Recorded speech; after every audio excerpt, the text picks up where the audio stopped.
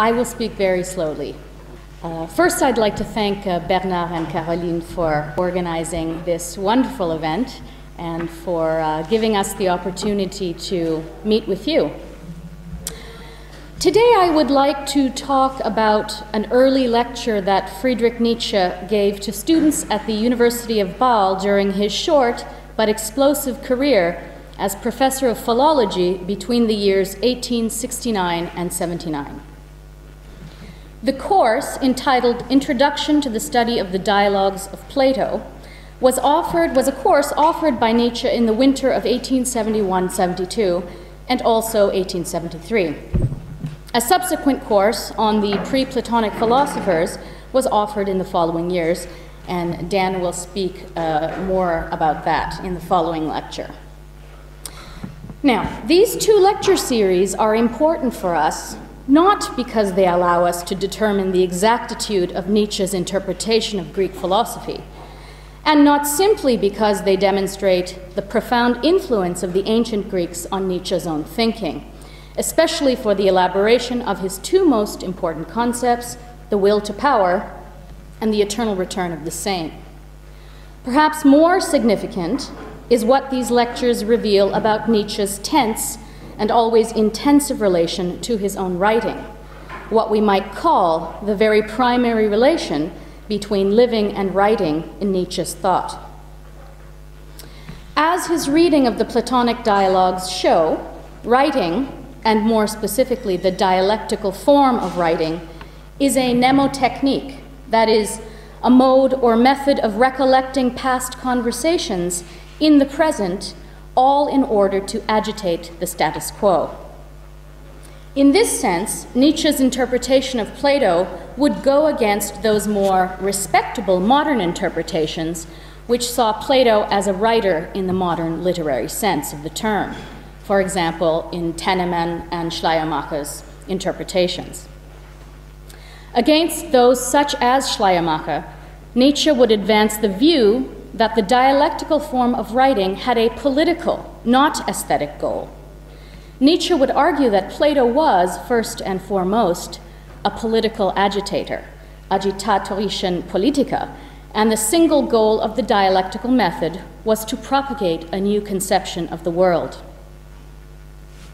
For Nietzsche, philosophy is a desire of the heart, not a learned activity quietly practiced by university professors. Nietzsche reflects on the form taken by Plato's philosophy, and in so doing also underlines the vital goal of his own philosophy. Philosophy is inseparable from its dramatization or concretization. To say that Plato's philosophy is concretized in the figure of Plato the man is not merely to subordinate thought to biography, for example, the life of the person called Plato, but rather to re-envision thinking as an expression of living, thinking as the quote-unquote operation of pathos. To say that Plato's philosophy is concretized in the figure of Plato the man is not merely to subordinate thought to biography, for example, the life of the person called Plato, but rather to re-envision thinking as an expression of living, thinking as the quote-unquote operation of pathos, as the forces of life that are expressed as and in a persona or individuating personality.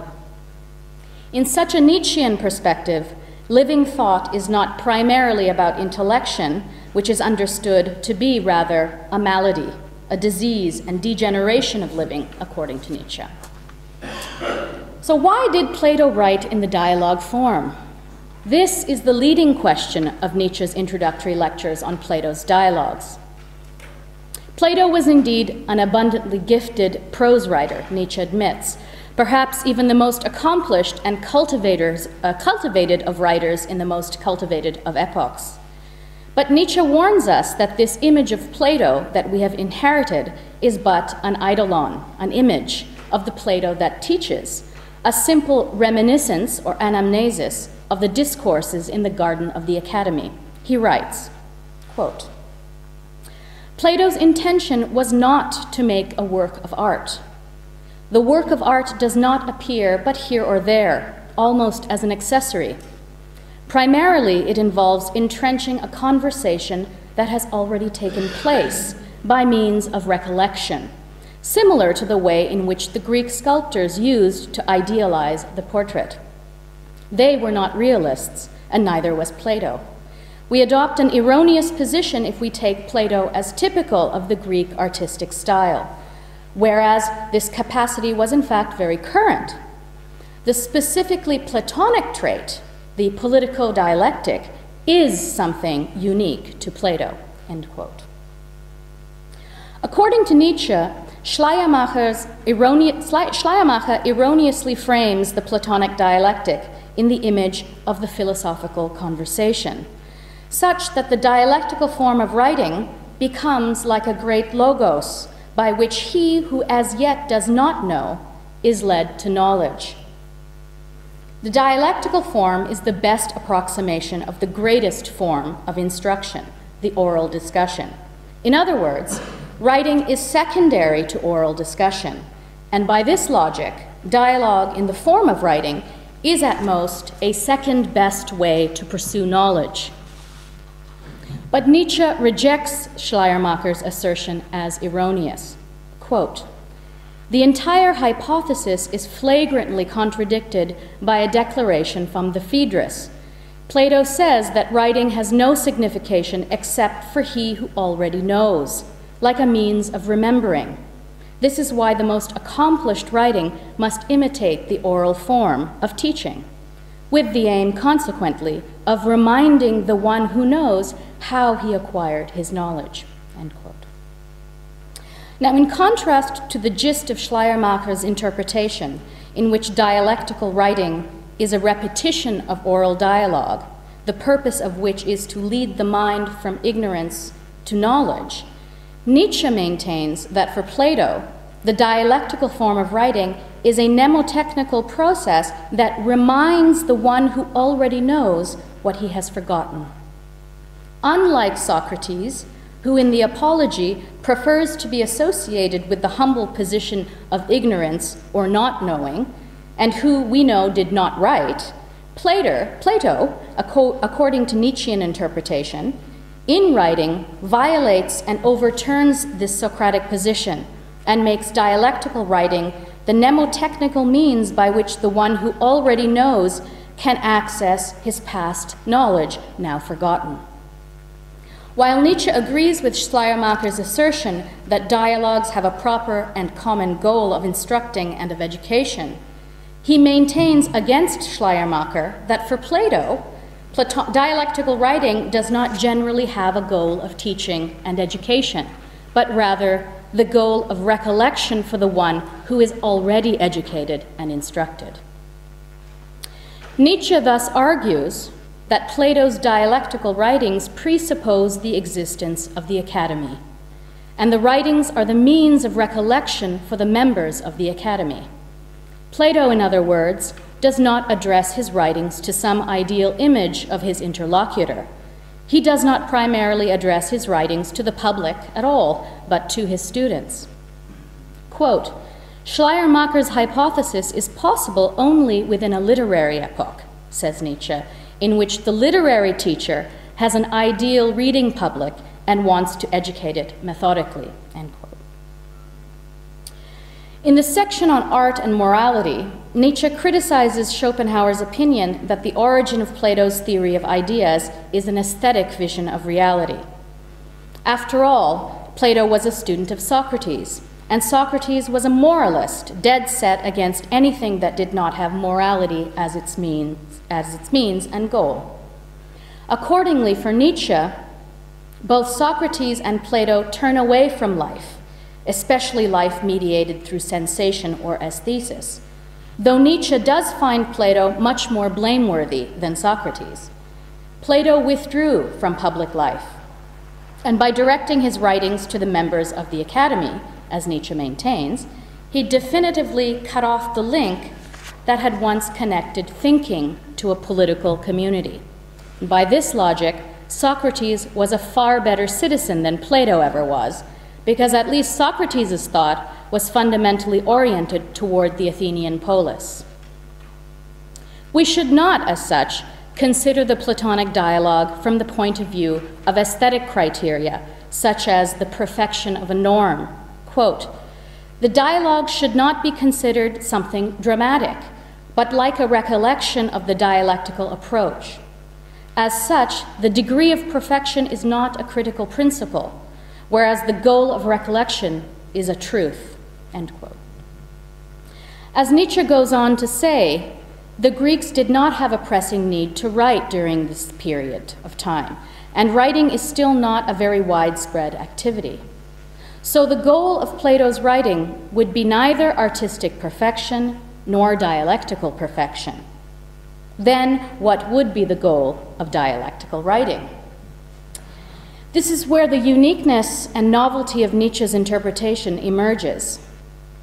He says that though it is clear that the two great influences on Plato's thought were that of Heraclitus and of Socrates, Plato begins to write in the dialogue form only after his encounter with the Pythagorean doctrine of the transmigration of souls.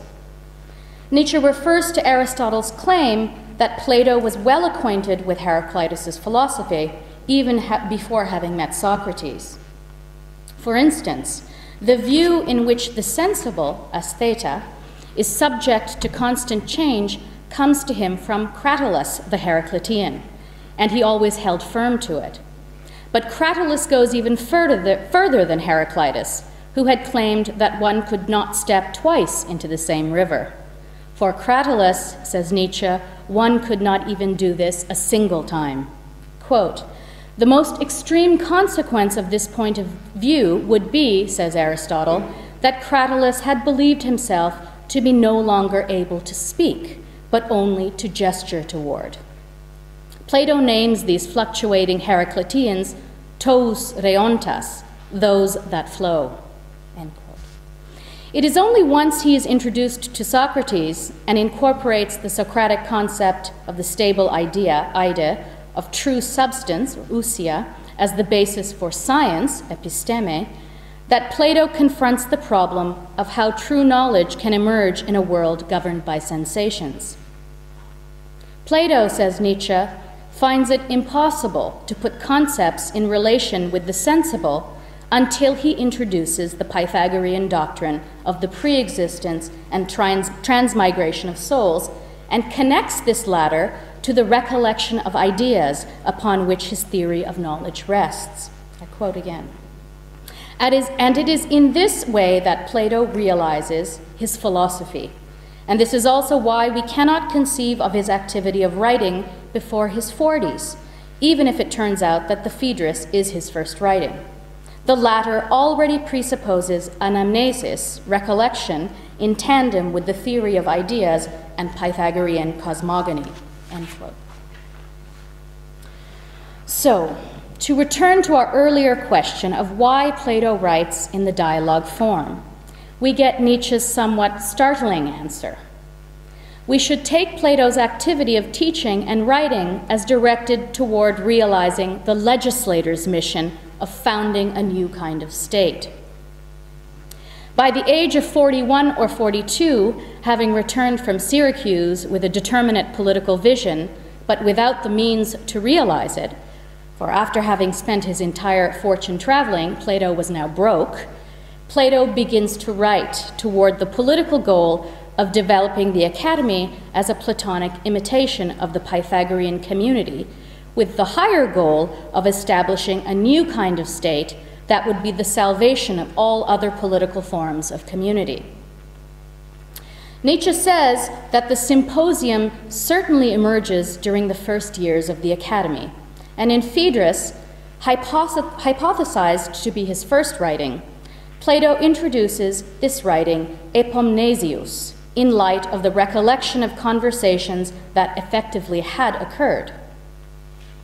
The dialogue form of writing allows Plato to immortalize and mythologize his repetitions of conversations within the academy in the context of a new nomothetic vision of the Greek world. It is for this reason, Nietzsche tells, that, quote, the ancients named Plato Philotimos, lover of glory, and not Philosophos. All of Plato's reforms rest on dialectical knowledge of the sphere of ideas which Plato does not reveal to non-initiates, exotericum. There is an esoteric dimension to Plato's theories of ideas, in which there is a fundamental opposition between the phenomenal world and the reality that is hidden behind it, which he gets primarily from the Heraclitean doctrine of the movement of all things and the Socratic doctrine of the stable ide or idea form. There is also an esoteric dimension to Plato's political theory of dialectical writing, in which only a few are capable of attaining knowledge. Adopting the Pythagorean doctrine of the transmigration of souls as the intermediary between the Heraclitean movement and Socratic science, the dialogue form of writing, that is, Platonic philosophy, establishes science as the recollection of forgotten and thus hidden knowledge. In the introduction to Plato's dialogues, Nietzsche convincingly argues that dialectical writing is first and foremost the science of recollection for the educated rather than uneducated soul, such that only a rare few can truly attain enlightenment. Quote, "Before having encountered the Pythagoreans, Plato would never have been able to write." End quote. In terms of Nietzsche's own thought, we know that he does not adopt this Platonic worldview as his own, leaning instead on the worldviews of the pre-Socratic physiologists of nature, for whom the main distinction was not that between a changing world of sensation and an eternal formal world, and for whom there was only one ever-changing world. Writing is not a mnemotechnique for recollecting forgotten knowledge, but rather, writing is the code of nature that must be read and deciphered by the devoted and methodical reader of nature, nature as physis. In the year following his introduction to Plato's dialogues, in his summer lecture series on the pre-Platonic philosophers, Nietzsche takes the pre-Socratic insight that philosophy consists in reading the signatures written in the organic world and formulates his study of the organic problem of individuation in light of his earlier philosophical and philological study of the Greeks. The writing of nature is encrypted and must be read as a hieroglyph to be deciphered. Nietzsche rejected Plato's mnemotechnical theory of dialectical writing in favor of such a precisely hieroglyphic hermeneutic, in which the art of reading and interpretation consists in the patient, genealogical practice of deciphering the encryptions of nature and of culture. Because, of course, for Nietzsche, culture in this regard is not different from nature, but a transfigured physis, or nature. And in this regard, Nietzsche directly adopts the Heraclitean premise that nature loves to hide, physis cryptestai philei. Even the self is a hieroglyph, or encryption of nature.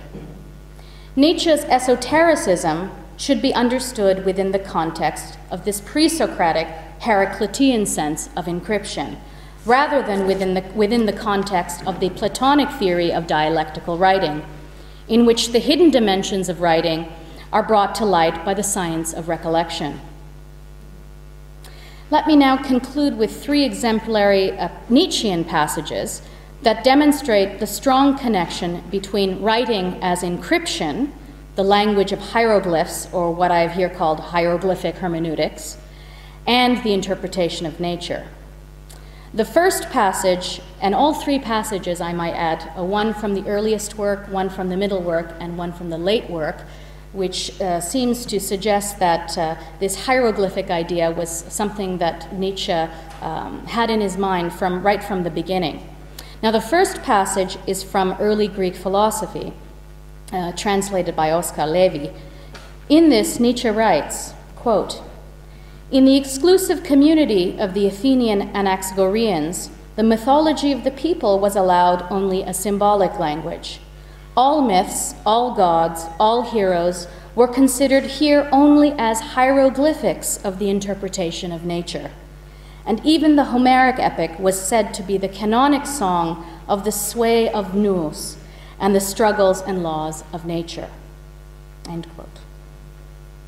The second passage is from the third of the untimely meditations, Schopenhauer as educator. Nietzsche writes, "Every great philosophy as a whole says only, 'This is the picture of all life,' and learn from it the meaning of your own life, and the reverse.